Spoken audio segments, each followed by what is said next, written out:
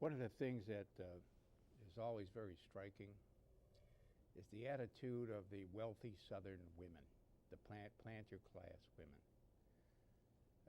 And in particular, their plantations would be filled with little African American children who looked just like their husbands. But, oh no, this never happened.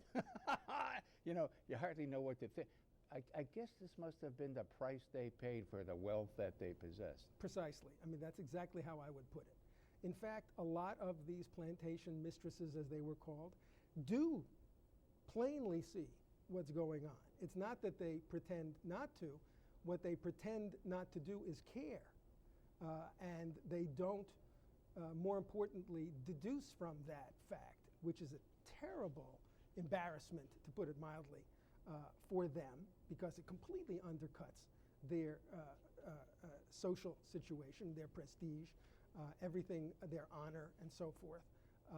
Their planters are sleeping with the slaves and propagating, quote, half-caste, end quote, right. Children. Right. But as you say, you then say, okay, so on account of this, do I repudiate this entire system and become an opponent of slavery? Well, tiny numbers of women did this. The Grimke sisters in particular. Took the words right out of my mouth.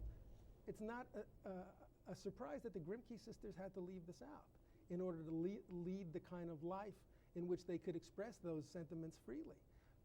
Others,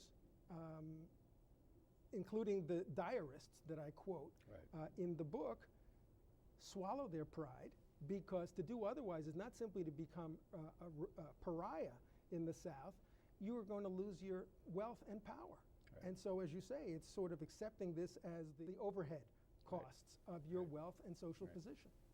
This excerpt is brought to you by the Massachusetts School of Law, the leader of reform in legal education and the leader in multimedia education for the public. To view the full interview and for a full listing of MSL's programs, log on to mslaw.edu.